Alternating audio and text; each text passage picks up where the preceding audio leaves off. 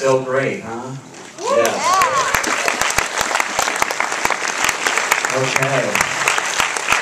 Well, we have a very special treat for you right now. I want to introduce our special guest. She won an Oscar for her very first feature film, On the Waterfront, opposite Marlon Brando. She is an Emmy winner, many other awards. Her films include A Hatful of Rain, Raintree County, Exodus, All Fall Down, The Sandpiper, The Russians Are Coming, Grand Prix, Loving, terrific movie, Superman Returns, and so many others. Please welcome Eva Marie Saint.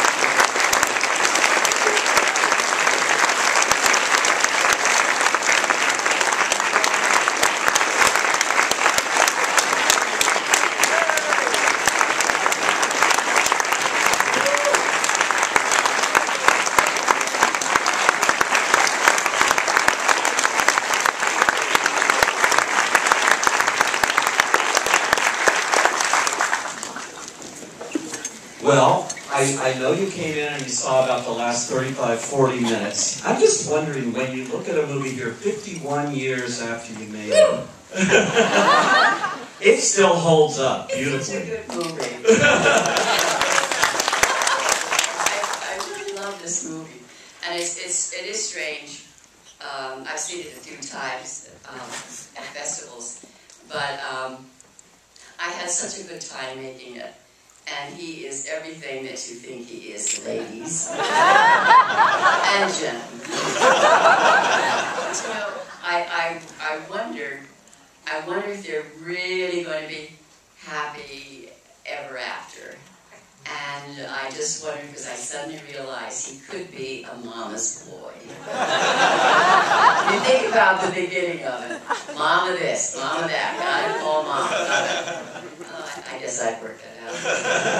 I gotta tell you, in this movie, you never take neither one of you take your clothes off, roll around in the bed or anything, but it is some of the most sexually charged scenes. I mean, they really are. We did off-screen, though. Oh, That'll be on the internet. I know, that's really is interesting. And you know, when you don't see the movie, you don't know the movie till you see it completely done, and you see it somewhere. So the opening night, I was with my dear husband. He's here tonight. Jeffrey Hayden. Yes. Almost 60 years now, right? No, 58. 58 years now. Almost 60. I know. And he's a wonderful director. I've worked with him many, many, many times. But when we did see the opening at the very end, when the train goes through the tunnel. So I said to my husband, ooh. I said, that's a little Freudian. And he whispered, you got it, honey. You got it. Well, those were some pretty hot kissing scenes you had with Cary Grant. All the women here want to know, like, what kind of kisser was he? I'll let you know a secret. Just you guys and gals here, right? Nobody else is around. I'm amazed that there's so many people tonight. It's a holiday. These are just the people that got in. There were several people that got through. Ooh, that's nice. But what were we talking about? Oh yes, the kissing. On the train, dear Hitchcock choreographed it so that you would have a feeling that you were on a train, and we sort of went in a little circle. It was really choreographed. Now I have big feet, now I'm narrow. I was afraid that they would get in the way, because it was a small little area. So that's really all I'm thinking of. I hope I don't step on his feet. I hope he doesn't step on mine. That's what I was thinking of. However, we had to do it several times because the still photographer was on a little step ladder. He was on a step ladder, and it wasn't too high, but he was at the very top. He was taking photos, which they did then anyway. And he got so involved in the kissing scene, he fell off the ladder. He ruined the take. So we had to do it again, and it was, by then it was kind of nice, actually. Speaking of getting stepped on, the scene that closed the film there on Mount Rushmore was pretty wild, because you're running around in heels on that whole thing there, and you had just had a baby like 3 weeks before or something like that? Yes, my second baby. Second baby, so... The best exercise after pregnancy, climb Mount Rushmore. But I had heels on, and nobody thought maybe she shouldn't be wearing heels. So when I started climbing, I realized this is ridiculous. She wouldn't climb in her heels. So then it broke, and then I just took them off. But I get so upset when I see that scene where I fall, and I slide down. There was a young man who was supposed to catch me, and he didn't. Yeah, so when I'm going like this, I still have the scar. It would really, really hurt. Wow. That was not the real Mount Rushmore. You know that wasn't. I believe everything I see on screen. That was in the studio. And it was unbelievable. And it was very, very high. Robert Boyle did the set. And it was very, very high. And I don't have any kind of feeling about being high, but I must say, when we started shooting and I saw the fellows put all these mats around in case we did fall, and I got a little nervous. How did this come about? Because you had done, this was a completely different kind of screen role than we'd seen you in generally to that point. From Edie on the Waterfront to Hatful of Rain. Siren, right? And all of a sudden you're doing this kind of spy lady. It was so much fun. I love being, who doesn't want to be a sexy spy lady? Stand up, who doesn't? Aside from being a cool blonde, which we know Hitchcock was very... No, he had a thing about it. There, but, you know, he chose you and he insisted on having you in this film. And what do you think it was? I mean, did you have a meeting with him, or how did it come about initially? Well, I'll never know what he saw me in. See, I did Raintree County and wore beautiful dresses, and wore beautiful dresses, and I was well coiffed, and that certain feeling. Did anyone ever see that? Yeah. There we go. You got it right here. Right. But you're the only one in the whole place. And so I love that movie because I'm dancing and singing, and he might have seen me in those Edith Head clothes. They were beautiful. I just can't imagine what else he would have seen. But we did have a lunch, my agent, Kurt Frings, and he invited me to his home in Bel Air. And we had lunch, and his dear, talented, devoted wife, Alma, was there. And I called my mom. They were living in Westchester, Pennsylvania, actually. And I told her about it. My mom was a school teacher. None of us were in showbiz. And I said that I was having lunch with Mr. Hitchcock, and it was pretty exciting. And she said, you know, I just read somewhere. She never read the movie magazine. She just wasn't into any of that. And she said, but I read somewhere that Hitchcock loves beige. And he loves white gloves. So I had a beige dress. And I love beige, black and white. And I still had my white gloves from New York City. Can you imagine? I made the rounds. We wore white gloves. If anyone ever wants any little white gloves, I had dozens of them. So I put them on and went to lunch and got the part. It was a beige dress. What I think is so cool watching you in the clothes in this film is they're not dated at all. I mean, you feel like they could so be, and I think that's a key of Hitchcock, is he never made his movies dated. You know, exactly. They still... And he always said that clothes, or the wardrobe in a movie, dated it more than anything. And I remember during the auction scene, some of the extras, the ladies especially, came into clothes that, in that day it was straight without any belt. And he told everybody to go home, and they rescheduled another scene. And to come back, in more classic clothes, and so it isn't dated, any of these clothes. I called him my sugar daddy. Do you know why? Do you really want to know why? I think I do. I'm not sure. No. It's, You're talking to a saint, right? I had some clothes made here, and Hitch didn't like them when he saw them on film. So he said, come to New York. It already begun the shooting. And he took me to Berghoff Goodman. I told this story, but I love it. I hope you enjoy it. So he sat next to me, and he had picked out a few things. And the models came by with the dresses, and he said, now, Eva Marie, anything you want, just say so. And I said, oh, okay, yeah, sure. And the model came by in the black dress, the embossed red roses, and I said, oh, I really like that. And he said, wrap it up from the saint. Oh, yeah. That's the dress you wore? Oh, I love that dress. Yeah. You still have that dress? No, when you wear clothes in a movie, it's like wearing maternity clothes. Once you've done it, you don't want to wear them again. I'm sure the ladies understand that.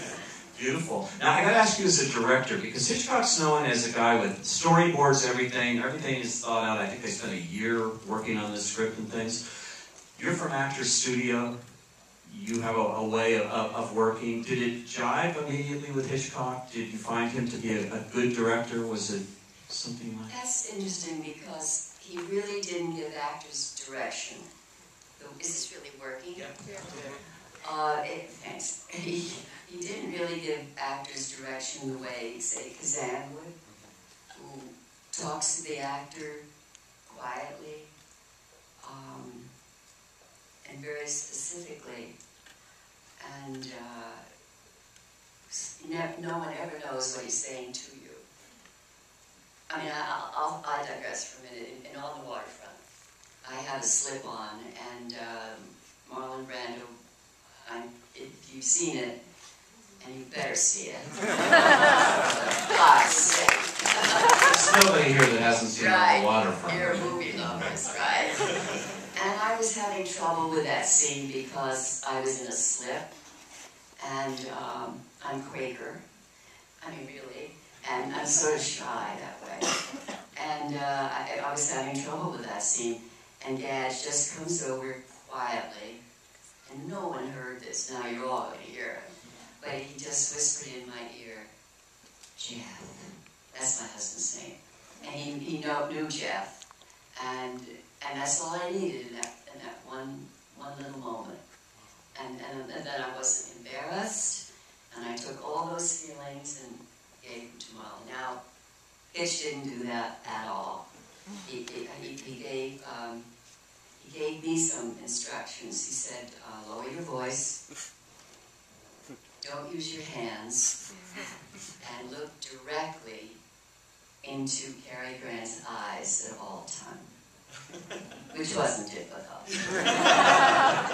So, I mean, it was interesting because you had the feeling that you were there playing that role because he knew you could and he wanted you.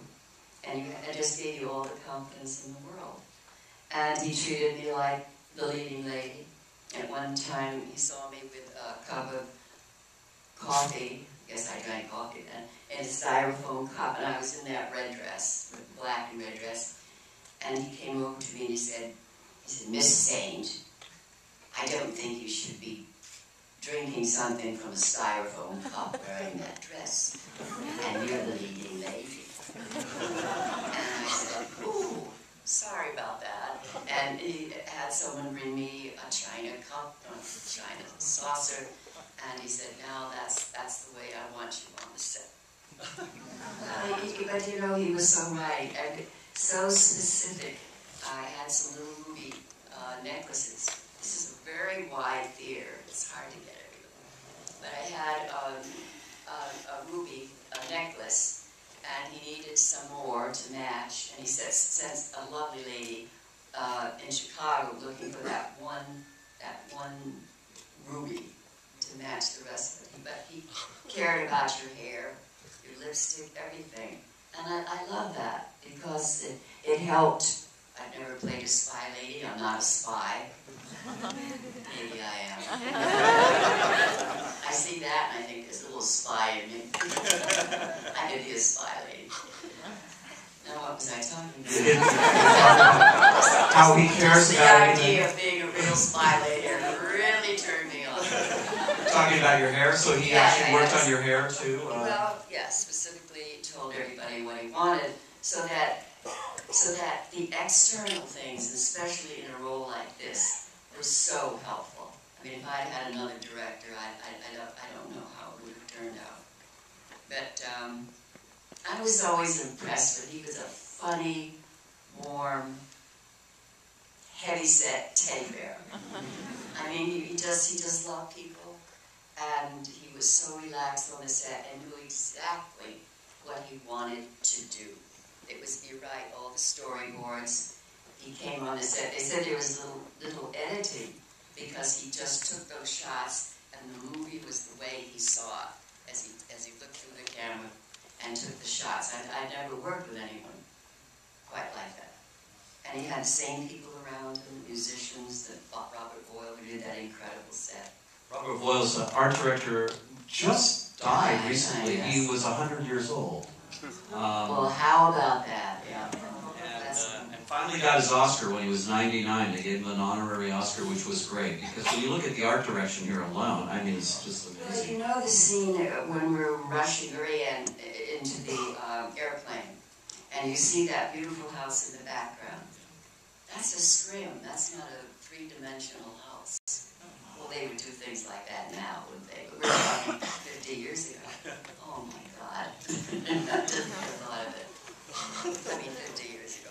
Yeah, well, you know, the amazing when we say 50 years ago, and I'm going to open up some questions from the audience right now, but when we say 50 years ago and Hitchcock's whole career, all you ever hear now, I just saw a movie yesterday called Buried that's coming out next week, and all the ads and everything says Hitchcock would have been proud. Hitchcock did, I mean, it's like a brand name for quality in this genre that Yes. nobody's touched. Nobody's touched, and there are a lot of movies where it's a thrill, it's suspenseful. But Hitch felt that when something is scary is going to happen, he loved to scare people, obviously, you know his films, that it isn't when it happens, the suspense is the exciting part. And it's true, leading up to something, that's the exciting part. And other directors don't do that. They come right to they go through the window, the car jumps over the thing. But that suspenseful shooting is incredible. I mean, look at the suspense in this. Yeah, and look at the way it still plays. Yeah. The audience with it. It's great. I have to laugh. There's one scene in the cafeteria. Oh, right. Yeah. When I shoot him, not really, I shoot him, and in the background there's a little boy, and he goes like this. Which indicates how many takes. How many takes?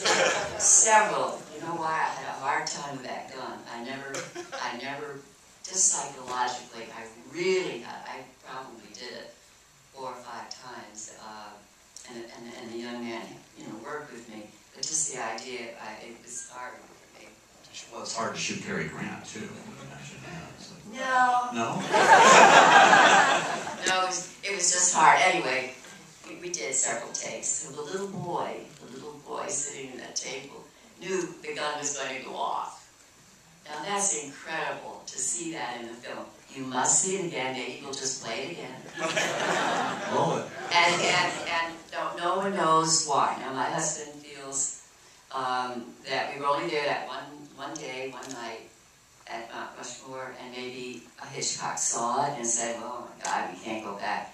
Nobody will notice." I don't agree. I think he saw it, left it in, and knew this we'd be talking about. I don't know. We'll never, ever know. Yeah, it's a very famous blooper. It's wild. Yes, sir, I saw your hand right up there. Yeah. Yeah, hi. My name's Jan. I live half the time in Custer, which is about 40 miles south of Rapid City. And I just remember, I wondered 3 things. When you stayed at the Alex Johnson there, how long did you stay? Do you remember what floor you stayed on? I stay there all the time. We are talking 50 No, years. no, I know. He's asking about the Alex Johnson, and then- what floor did you stay on? I secondly- stayed in a lot of hotels since then. Secondly, have you gone back to Mount Rushmore and seen the remodel that they've done there? No, that's the first time, no, as a little girl, my dad took us there, and I remember oh my God, They changed carving it. my initials in a tree, Yeah, never knowing that someday. That room isn't there anymore. And then What's not there? the room that you shot him in. Oh, what is it now? Well, they knocked it down, and there's a visitor center, right? There's a big room there. So I thought you might have gone back. God, And they then could have sold it on eBay. thirdly, I know where was the house in there? I know it wasn't in Rapid City. Where was the house? No, the house was on the set at MGM. Okay. Everything was on the set. Okay. Yes, all right, right here in front, yes. Good evening, Miss Saint. I was wondering. You want to stand up so everybody can hear Sorry, Yeah. of course. you in your loudest voice. All right. Volume. Which movie would you say that you enjoyed working more on? North by Northwest or on the waterfront? Okay, which movie did you enjoy more of those two that he mentioned, On the Waterfront, North by Northwest, or is there another one? You know, that's a little like, which child do you like, your son or daughter? I can't say. It's completely different experiences, really quite different. The subject matter, the character, the director. So for one, I love certain things, and I love both. I know you want to know, but even I don't know. Thank you. Okay, Yes, Betty. What percentage of the stunts did you and Mr. Grant do yourself? Okay. Oh, now we're getting to the nitty-gritty. Well, for me, the only person, I did have a stand-in, blonde lady, she was wonderful. When he threw her, that wasn't EMS, she did such a great job. Just seeing it now, I thought, now which one, did I do that? Did she do that? But she did that, and that was the only part that a stunt person did for me. Now, for Cary Grant, it's wonderful when I watched it, right? You see him climbing the building when I'm packing, but at one point, he's really going over the edge, the ledge, and that's his stand-in, and his stand-in looks so much like Cary Grant. Several times in the morning when you say hi and come up, give him a hug, and it wasn't Cary Grant. So we all got very close. He was remarkable. Always worked with him. I worked with this stunt lady several times, and it's a very interesting occupation because it's like a brotherhood, a sisterhood. You become very close to your stunt person, and they have to watch you and really assimilate what you do and how you do it. And he was wonderful, and Cary, he was with him for years and years. Do any women have a question? Yeah, is there no women, so we're going to go to the guy in the red hat. You're still thinking of Oh, Cary over Grant. here. Okay. Okay, right Yes. Yes. I know, of course, everybody loves Cary. I love him so, and everybody wants to know about Hitchcock. But another person who I so admire in this movie is James Mason, yes. And what could you tell us about how it was working with him? Just exactly what you think it might have been. He was a wonderful, wonderful actor. And we all got along beautifully. And that was such an interesting role. And Martin Landau. It was just a good group of actors. But you're right. He gets second billing, and he should have a little higher. The reaction to the movie is always Cary Grant, but I thought it couldn't have been the movie without James Mason. Yeah. And I met his grandson recently. Oh, yes? How much I love this movie. James Mason's grandson. His grandson. Yeah. Whose name is James Duke Mason. Oh, that's nice. Yeah. Good. Okay, guy in the red hat. I saw this movie as a child. My dad took me to see it in the first release. That makes me really old. Well, I'm not as old as I look. And as a result of that film, as well as several others, I ended up working in the industry. I'm a writer, and worked like you have with many directors. And I'm curious about how you felt working between Hitchcock and Frankenheimer. because another one of my favorite movies that you were in is Grand Prix. Grand Prix, yeah, and so he's just asking about working with Hitchcock versus John Frankenheimer.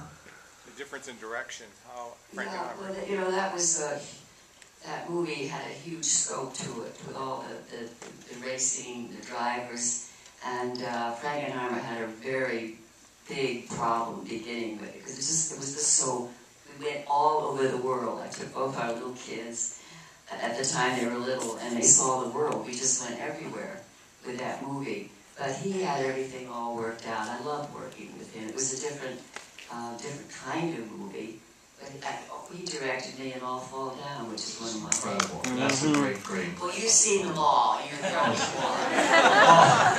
One person applause. I love it.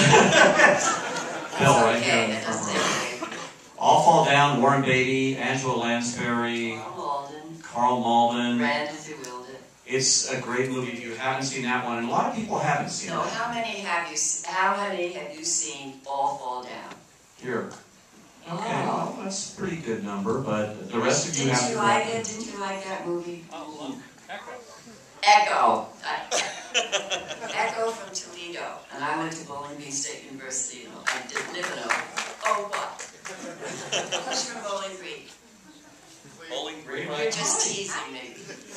Who applauded? See outside. All right. That would be exciting. You have another movie to do, I know. Yeah, a second. Yeah, right. I have a womanly question. I wondered if there was like pressure, you know, being a leading lady, competing with Marilyn Monroe and Kim Novak and some of the others, or was a lot of pressure? Was there a lot of pressure competing with other actresses of the era? I think she's asked. Or just pressure you felt? And just pressure yourself? Yeah, just pressure about, did you ever feel pressure like? No, you know, it's an interesting question. I think because I studied, I didn't just come on the scene. I was working at the Actors Studio about 10 years, and the American Theater Wing before that with Herbert Berghoff. And I started in television, and live television, and the first thing I had to do was to applaud off-screen for a variety show. And I called my folks and I said, I'm going to be on the Borden show. Well, not really on it, but I'm going to be applauding. So the applauding, that's all I do. Well, I did so well, and they watched, and they listened. And the next show, I was on camera, because they liked how I applauded. Now, so I'm telling this because that's how I started my career, doing tiny things, and then I did commercials. Cheerleader, kids are keen, kids are neat, kids are best for the family feet.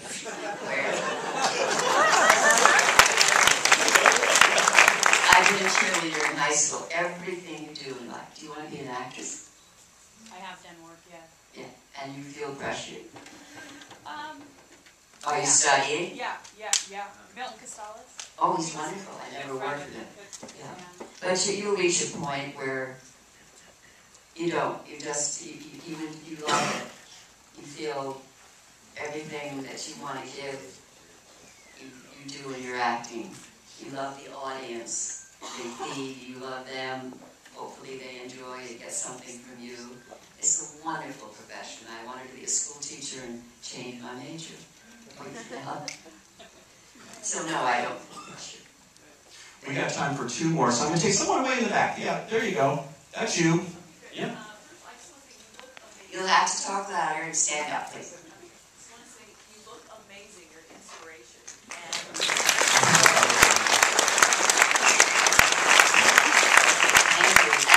you. And no Botox.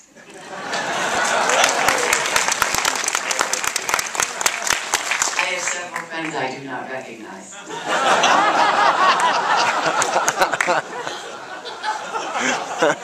get upset. Your full and rich career, is there anything that you lament about, 50 years ago, the way movies were made versus the way Hollywood is now? It's changed. Of course, it's Hollywood. And as you get older, you don't get the roles. But I have a beautiful family, and I spend a lot of effort and time and love in my family. My dear husband and I do love letters all over, which we really love doing it. and we do little gather readings all over the country, and so I feel fulfilled. No, everything's changed, and if you live as long as we have, I'm talking about my husband and myself, you just go with the flow. You don't sit around and say, oh God, the good old days, the wonderful movies they used to make. What kind of life did you have? Now, I learned that from Lillian Gish, who lived to be almost 200. But we did Trip to Bountiful together on stage and on television. So she was my mentor in a sense, and she was always looking to today, and tomorrow, not looking back. And she came from silent movies. She did talk about silent movies, but she was the only one left to talk about it. So she held court. I remember at UCLA one night we went to see her, and she got a standing ovation. And nothing behind her, just talking about the days of the silent movies. You can imagine what that was like, going from silent to talkies. And some actors could do it and some couldn't, depending on their voices. But she was my mentor, that you just don't sit around and say, oh God, look at the sexy scenes today. They take off everything and we're supposed to think they're really doing it and they're not. And this is much more subtle and still sexy, I think. Definitely. Okay, one more. You. Yes. I was curious, like, what the experience was like working with Montgomery Clift in Raintree County, especially because that was when his famous accident took place. I just kind of wanted to know. Yeah, it's an interesting question. Montgomery Clift, got all these great actors that you've worked with. I know. I've worked with and Burt Lancaster, and James Garner, and Yves Montand. He is something. The last shot in Grand Prix, the last day, I was standing next to him. Yves Montand was sitting down, and it was the last day, and we had been working, didn't get to know each other. You get to know each other a little bit on set. But he pulled me down and put me on his lap, which was fine. And he said, Eva Marie, you are my favorite leading lady. Oh my God. But see, married to a director, he understands all this. Because you have to find something, really something, like your eyes are beautiful. So if we work together, it would be your eyes. Somebody else, it might be their voice. Somebody else, it might be the whole thing, their personality.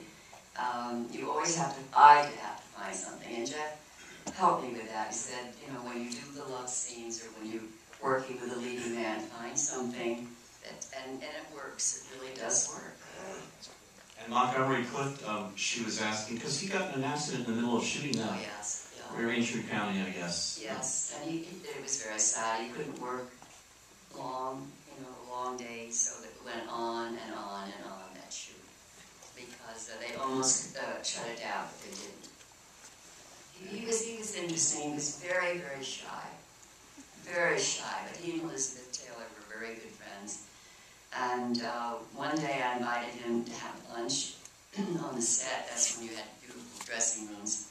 So we ordered lunch, and we were sitting there, and if I'm shy with someone, I've learned not to do this, but if I were 50 years, well, whatever, but I was shyer, and he was shy. And we didn't say a word.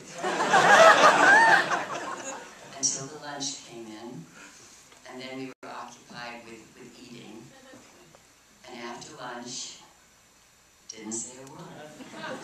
And then we went out and we did the love scene. Because I was Nell, and that's how it works with actors. You're the characters, you have your dialogue, you try to make it alive and true, but in person, so I never invited him to lunch again. It was too awkward. It was, but he was so at home with Elizabeth, and she was wonderful. She's a terrific gal.